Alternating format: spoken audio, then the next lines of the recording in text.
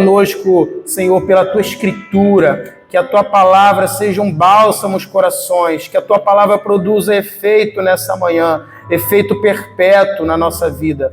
Nós te pedimos, te rogamos e já te agradecemos, Senhor, em nome de Jesus. Amém. Podeis assentar, irmãos. Irmãos, vamos abrir a palavra em Colossenses, capítulo 3, né?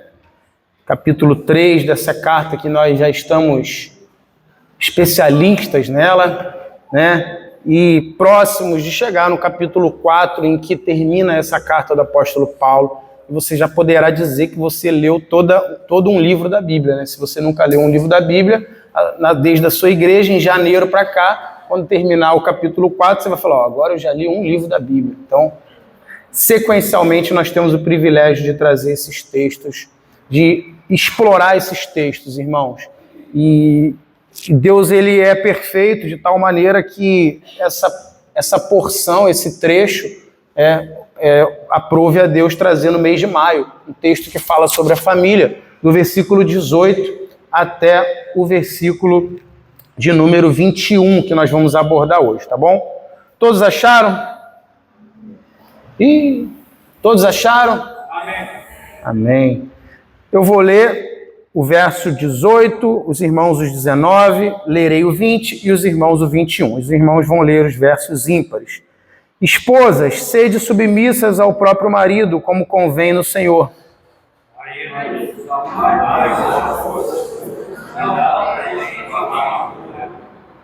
Filhos, em tudo obedecei a vossos pais, pois fazê-lo é grato diante do Senhor.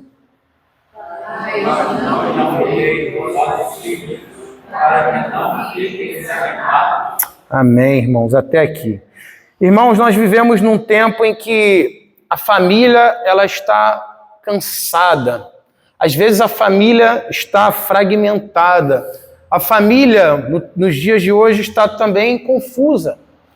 Há casas com teto, às vezes casas cheias de pessoas, mas às vezes sem comunhão, muitas vezes sem diálogo. Há convivência entre um e outro, mas há pouca graça, há pouco contato, há pouco vocabulário, há pouca conversa.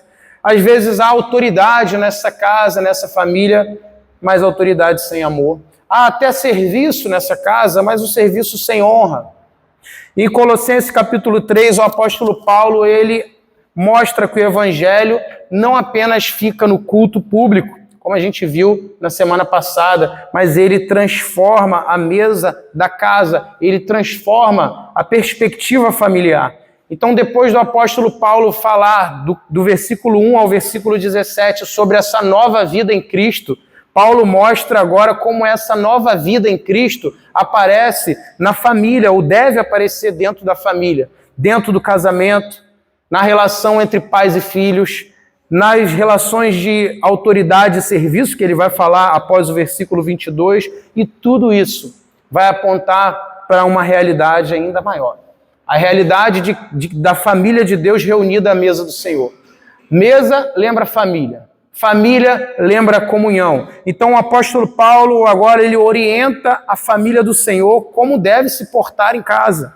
É como se chegasse, irmãos, lá na sua casa uma carta de correspondência, lá na sua caixinha de correspondência para a sua família, com orientações pertinentes para cada familiar, para o pai, para a mãe, para os filhos, essas orientações pertinentes para o amor, pertinentes ao respeito, orientações que vão falar sobre obediência, e tendo falado antes, o apóstolo Paulo, que a palavra de Deus deve habitar ricamente em nosso coração, e tudo que nós fazermos em nome do Senhor Jesus, isso está em total conexão com o que ele vem falar depois. Não há como haver uma família saudável se não há uma conexão, se a palavra de Deus não habitar no coração da família, se tudo que fizermos dentro de casa, não fazemos em nome do Senhor. Então o apóstolo Paulo falou disso no versículo 17 desse capítulo 3, falou disso no versículo 16, e ele agora entra com o assunto da família. E a família cristã, irmãos, ela não deve ser organizada pelo ego, não deve ser organizada pelo orgulho, Não deve ser uma família estabelecida pela cultura do mundo, mas a família do Senhor, ela deve ser um reflexo da autoridade de Cristo, do amor de Cristo, da submissão de Cristo, e é isso que a gente vai ver essa manhã. O lar saudável, ele começa quando cada membro entende, como essa música que cantamos, que Jesus é o Senhor dessa casa, que Jesus é o centro dessa família. E aí, então, haverão lares saudáveis, haverão famílias fortificadas. Sem essa consciência de que o Senhor é o centro, não haverá famílias fortificadas. E no versículo 18, Paulo, ele parece que está sendo ríspido. Se talvez uma mulher de cultura feminista lesse esse versículo 18, ela falaria, meu Deus, o apóstolo Paulo é machista, porque ele diz, esposas, sede submissas ao próprio marido, como convém no Senhor. Mas Paulo não está sendo ríspido, Paulo não está colocando a mulher numa parte inferior da família cristã, mas o detalhe importantíssimo desse versículo é quando o trecho, na segunda parte, diz como convém no Senhor. Porque há, então, uma maneira da esposa ser submissa ao seu marido, mediante a palavra de Deus, mediante aos ensinamentos de Cristo. Como convém no Senhor faz toda a diferença, vai esclarecer o que o apóstolo Paulo quer mostrar, a finalidade de mostrar que a sujeição da mulher, irmãos, só pode ser firmada perante Deus. O apóstolo Paulo já havia falado isso na outra carta aos Efésios, no capítulo 5, verso 22, ele já havia tocado nesse assunto. E uma esposa, portanto, uma esposa cristã, procurará prazerosamente regular a sua conduta em harmonia com esse mandamento, porque entenderá que uma esposa submissa é aquela que obedece em primeiro lugar ao Senhor, como convém no Senhor. Entre os gregos, da época, apesar de um alto grau de cultura grega, os gregos eles desprezavam, eles não consideravam as esposas iguais, eles não consideravam nem as companheiras iguais, as companheiras dos seus casamentos. Então, os romanos também consideravam suas esposas como inferiores. Mas o cristianismo vem para mudar tudo isso. O cristianismo vem como a mesa do Senhor para colocar todo mundo em pé de igualdade, mas para ressignificar o lugar de cada um na família. Então, Jesus ressignifica a identidade da mulher na sociedade. A mulher não é agora inferior, como pensavam os gregos e os romanos, mas o apóstolo Paulo diz que essa mulher deve ser submissa ao próprio marido, que é o representante de Cristo, como convém no Senhor. No versículo 19, a gente observa uma outra recomendação, e Paulo é bem específico. Ele fala, mulheres, isso. Maridos, isso. Filhos, isso. Pais, isso. E no versículo 19, claro que o marido também deve demonstrar esse amor, esse carinho por sua esposa e por sua família. O texto diz, maridos, amai vossa esposa e não o trateis com amargura. O apóstolo Paulo já havia falado isso aos Efésios, no capítulo 5, no verso 23. E lá os Efésios mostra ainda um amor sacrificial, quando o apóstolo Paulo diz, olha, amem a sua própria esposa como Cristo amou a igreja e se entregou por ela. Olha que padrão altíssimo.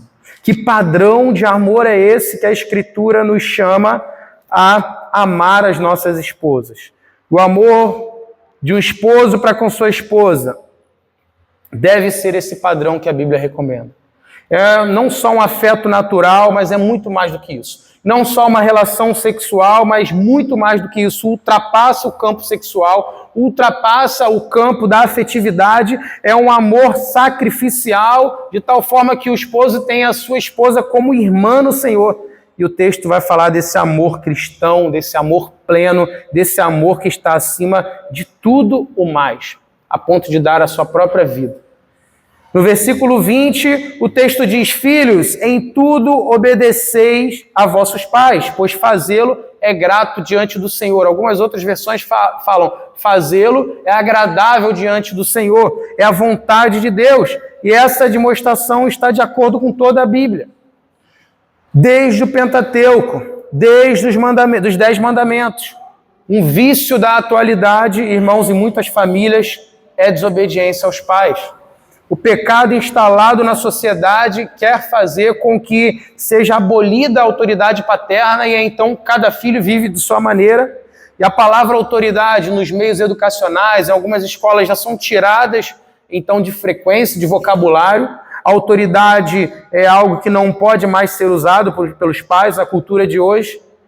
Porém, há uma recomendação para nós. Os pais, crentes, pertencentes à família do Senhor, entendem que os filhos não podem fazer o que querem, mas entendem que devem ter uma família que reflete na mesa do Senhor, que cultiva a autoridade bíblica sobre os filhos, assim como a autoridade de Deus Pai sobre nós. O versículo 21, o texto diz: pais, não irriteis, ou não provoqueis, ou não exasperem, outras versões, os vossos filhos, para que não fiquem desanimados.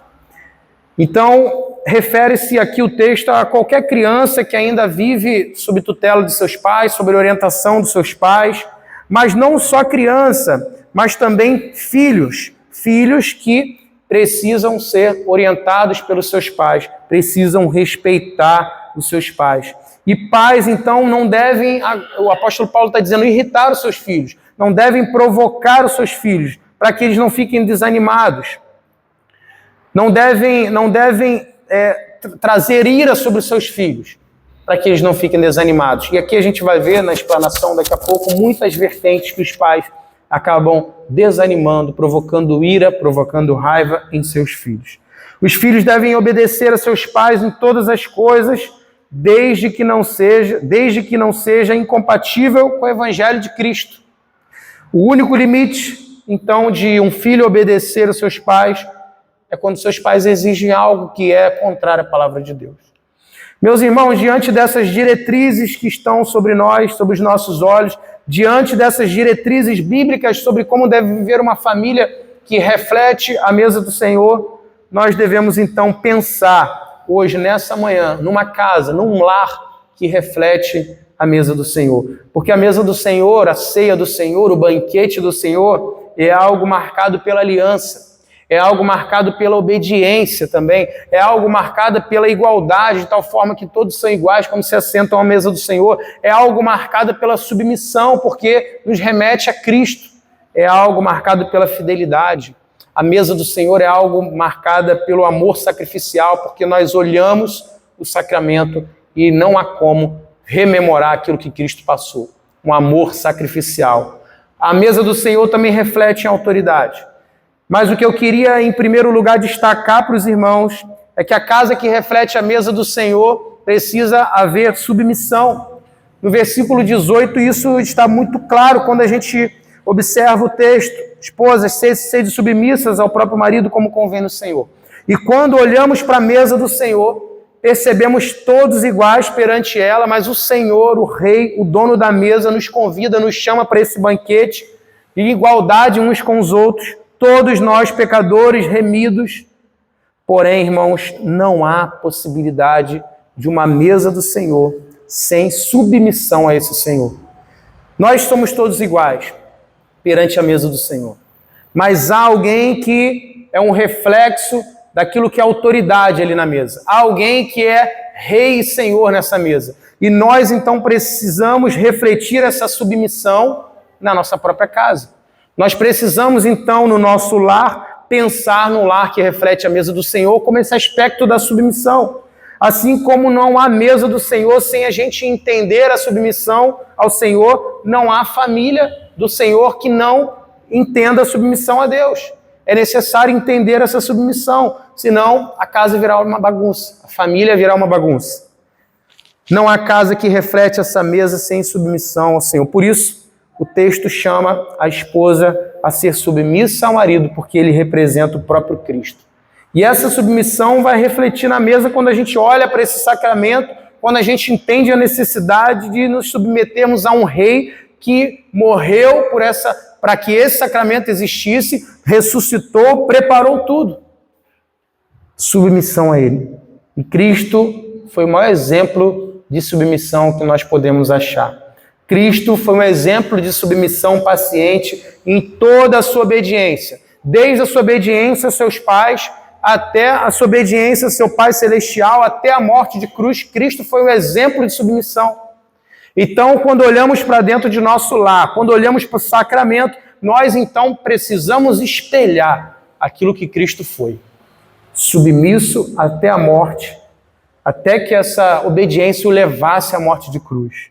Cristo nos deu o maior exemplo de submissão.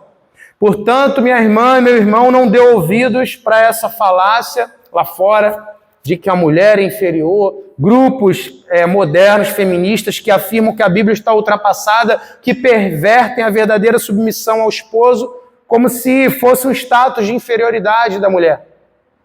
Olhe para a Bíblia, olhe para a Bíblia, olhe para o exemplo de Cristo, olhe para quem seu esposo representa dentro de casa, olhe para a mesa do Senhor. E a submissão ao Senhor é uma marca de que amamos a Ele. É uma marca de uma família que vai refletir na mesa do Senhor. Por causa de Jesus, nós somos chamados à mesa. Por causa dessa submissão de Cristo na cruz, nós então hoje fazemos parte desse banquete. Então, irmãos, além dessa submissão, um outro aspecto importante que uma casa que reflete a mesa do Senhor deve ter é o amor sacrificial. Isso é lindo. No versículo 19, o texto diz: marido, amai vossa esposa e não trateis com amargura. A mesa nos lembra de um amor sacrificial. Quando você olha para os elementos da mesa, você percebe o pão e lembra do sacrifício de Cristo, o seu corpo sendo partido. Quando a gente olha para o sacramento da mesa, observamos o elemento do vinho ou do suco de uva. Nós então lembramos daquele sangue aspergido na cruz, que foi capaz de remir o nosso pecado. Isso representa o amor sacrificial. E Paulo então vai abordar isso no contexto familiar. Cristo continuamente amava com graça, com perdão, apesar das falhas da igreja. Cristo continuamente cedia o seu perdão misericordioso e nunca se tornou amargo por causa dos pecados da igreja. Então nós, esposos, maridos, há um desafio aqui de dar continuidade a esse amor, esse perdão, porque somos os representantes desse amor sacrificial dentro de nosso lar. Paulo aborda 2 comandos para os maridos. Primeiro, eles devem amar as suas esposas. E o texto aqui está no verbo presente do imperativo, que indica uma ação contínua. Vocês devem continuar amando as suas esposas.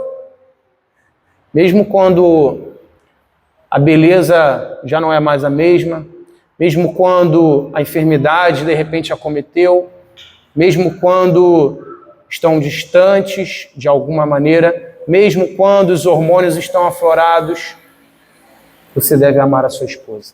Porque Cristo amou a igreja em todo o tempo.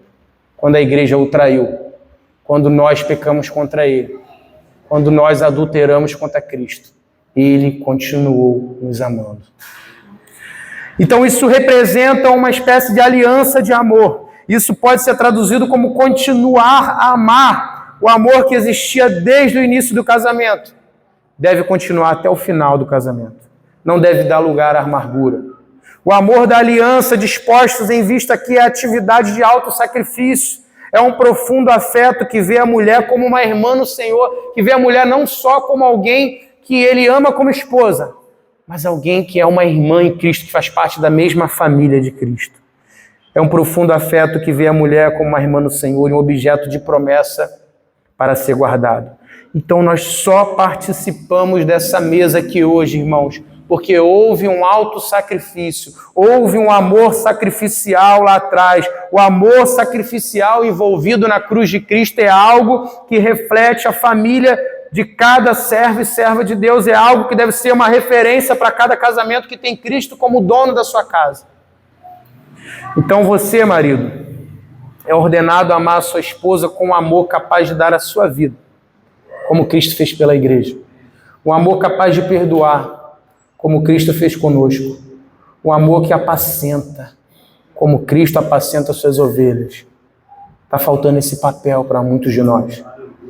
Uma casa que reflete a mesa do Senhor precisa ser evidenciada pelo amor sacrificial. Os casamentos, irmãos, estão cada vez mais superficiais na sociedade plural que a gente vive. Os casamentos, os matrimônios não têm mais o mesmo valor que antes.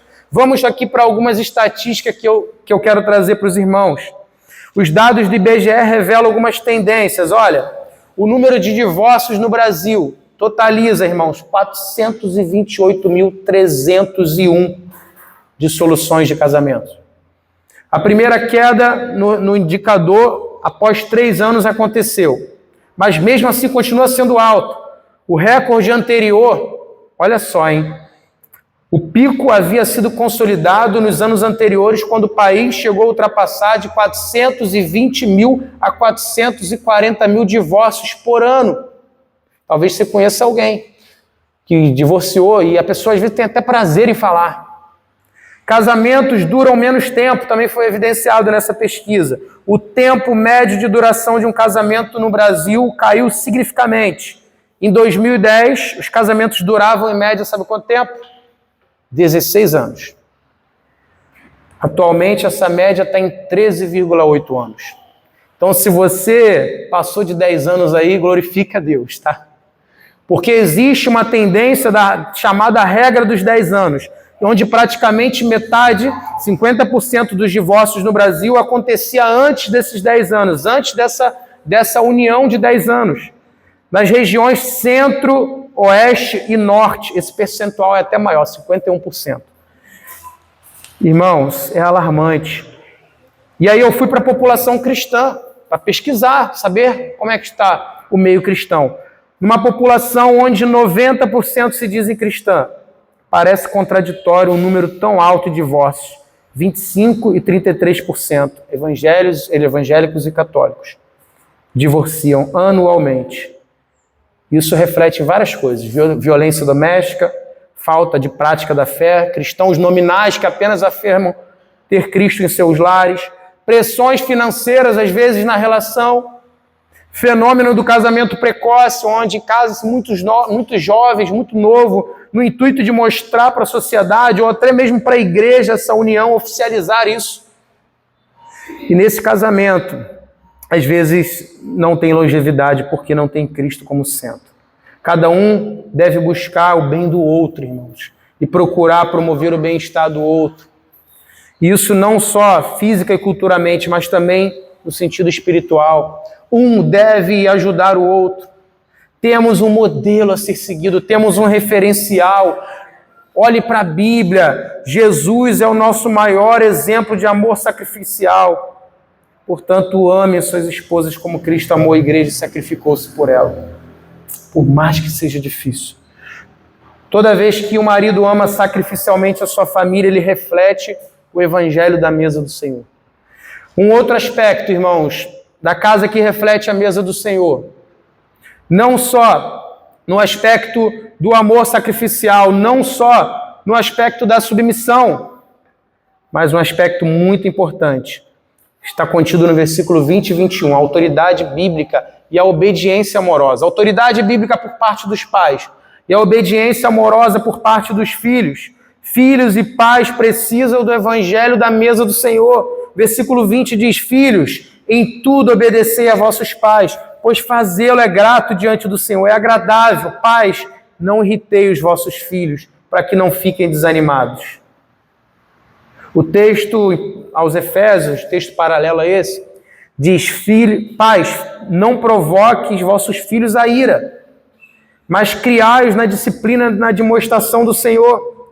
E o dever dessa relação, irmãos, não é unilateral, é uma via de mão dupla, é uma via mútua. Os pais têm obrigações também para com seus filhos. E o Evangelho, então, vai confrontar esses dois extremos: a rebeldia dos filhos e o autoritarismo, às vezes, dos pais. E a obediência é adoração prática, é aprender a obedecer em casa, para que nosso coração esteja preparado para obedecer a Deus. Aos pais, Paulo condena a criação baseada em humilhação, a criação baseada em ira, a criação baseada em esmagamento emocional. Os pais, eles podem corrigir, mas sem destruir. Os pais, eles podem disciplinar, mas sem humilhar. Conduzir sem provocar desânimo. Portanto, o alvo da criação cristã não é apenas o comportamento externo, irmãos, mas é formar discípulos de Cristo. O papel dos pais é formar discípulos de Cristo dentro de casa. Nessa ceia, na mesa da graça, nós lembramos que os pais devem lembrar que nós fomos adotados por um pai perfeito, um pai celestial. Nós fomos perdoados pelo Filho. E nós fomos então acolhidos nessa família de Deus. Então, as famílias saudáveis não são famílias perfeitas. Haverão distúrbios, haverão dificuldades, mas são famílias que vivem em constante arrependimento, perdão e graça. Isso é o legal disso tudo, irmãos. Que nós não precisamos ser perfeitos. Nós só precisamos ter uma casa que reflete a mesa do Senhor, e a mesa do Senhor há perdão, e na mesa do Senhor há arrependimento, e na mesa do Senhor há graça. Uma casa onde ninguém pede perdão dificilmente entenderá a profundidade da ceia, dificilmente entenderá a profundidade do sacramento. Se você não consegue entender o perdão dentro de casa, você não conseguirá entender o perdão, ou não entender o perdão que Cristo concedeu a nós.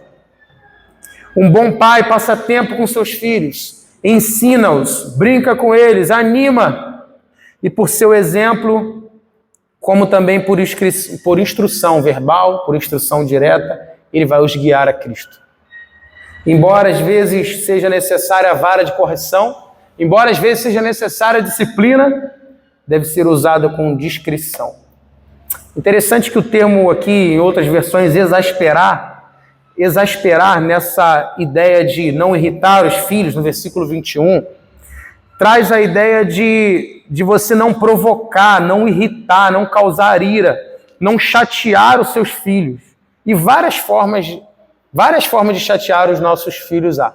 Perceba, superproteção, aquele pai que protege demais os seus filhos. Aqueles pais, tá? Entenda assim, que protegem demais os seus filhos a ponto deles não podem ser tocados por ninguém, não podem se misturar com ninguém.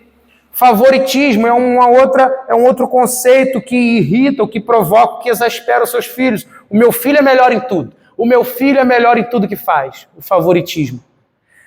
Depreciando os seus valores é uma outra forma também de exasperar os seus filhos, quando os pais não ligam para o que os filhos fazem de bem. Depreciam seus valores, não valorizam os seus filhos, não demonstram afeto quando os pais são indiferentes aos seus filhos. Quando os pais também colocam metas irreais, quando os pais querem que os filhos sejam aquilo que eles querem e colocam metas sobre os seus filhos. Isso exaspera, isso irrita, isso provoca ira aos seus filhos. Disciplina excessiva, quando os pais disciplinam de modo enfático a ponto de irritar, causar ira aos seus filhos. Quando não provê suas necessidades. Quando os pais são egoístas e pensam só em si mesmos. Meus amados pais, a mesa do Senhor aponta para uma paternidade perfeita. Uma paternidade que Deus nos adota como filhos. Portanto, pais sejam modelos de pai que acolhe, de pai que ama, de pai que disciplina quando for necessário, de pai que perdoa, acima de tudo, que é longânimo com os erros do filho, porque Deus nos perdoou. Deus foi longânimo conosco. Um aspecto muito importante aqui, da mesma forma que a mesa ela é pactual, ela reflete um pacto. Considere também essa aliança do pacto que Deus concedeu à família. Seus filhos e irmãos estão sob um pacto, estão sob a aliança, e diante disso a responsabilidade de guiá-los a Cristo é de vocês. De conduzi-lo a Cristo são de vocês. Não o resultado, mas a responsabilidade. Filhos, agora para os filhos. Olhem, por exemplo, do filho perfeito. Olhem, por exemplo, do filho obediente até a morte.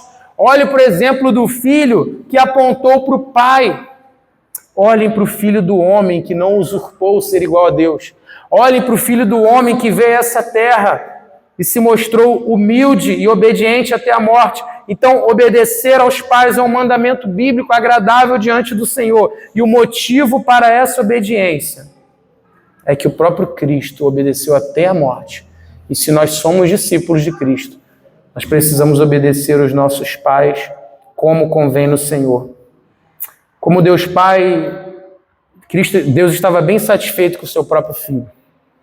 Eis uma voz do céu que dizia, Mateus 3,17, esse é o meu Filho amado em quem me comprazo no batismo de Jesus. Deus estava satisfeito com a obediência do Deus Filho. E muitos jovens lutam com conhecer a vontade de Deus para suas vidas. Muitos adolescentes crescem, sentem-se incapazes de resolver suas vidas sentem-se capazes de resolver sua vida sem conselho dos pais. Muitos jovens desprezam ouvir seus pais. E a palavra de Deus atenta em todo tempo que é importante obedecer aos pais. É o lugar certo para construir a vida, para seguir uma família que reflete a mesa do Senhor. Irmãos, assim como a mesa do Senhor não exige perfeição, uma casa que reflete a mesa do Senhor não requer perfeição. Mas ela precisa ser uma casa que prioriza esses valores: a submissão, o amor sacrificial, a autoridade bíblica e a obediência amorosa. Que você saia daqui, meu irmão, com os valores da mesa do Senhor implementados no seu lar. Que vocês, esposas, saiam daqui hoje com o desejo de ser cada vez mais a ajudadora idônea e sábia, capaz de submeter-se ao seu esposo como aquele que é representante de Cristo.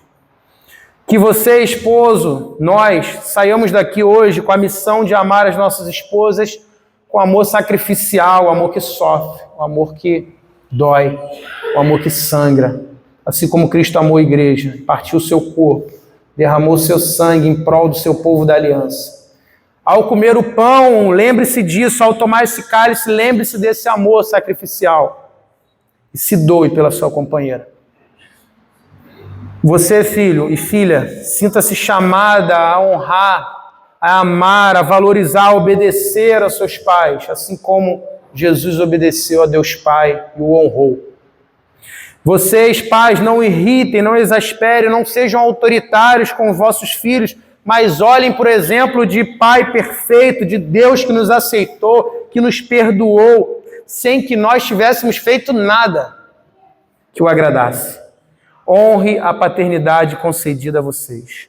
Ouçam vossos filhos, perdoem vossos filhos e guiem os vossos filhos no caminho do Senhor. Mas por acaso você está com alguma pendência na família, você pensou, olha, isso aí é difícil para mim. Eu tenho dificuldade em liberar perdão, eu errei com algum familiar, não deu tempo de pedir perdão, caiu no esquecimento, ou não vi mais aquela pessoa. Vá até essa pessoa, ligue para essa pessoa, ore com essa pessoa. E eu te convido a orar nessa hora comigo, entregando todos os seus mal resolvidos familiares nessa hora perante o Senhor. Vamos orar, irmãos? Enquanto isso eu vou chamar o grupo de louvor, nesse momento de oração eles estejam aqui conosco, para a gente cantar, louvar ao Senhor e refletir nesse contexto familiar. Eu queria que você se aproximasse do seu familiar nessa hora. Queria pedir que você ficasse próximo dele, próximo dela. Se pudesse, dê a mão e nós vamos orar nessa hora. Orar por nós, famílias do Senhor. Orar por nós que somos chamados a refletir a mesa do Senhor dentro do nosso lar.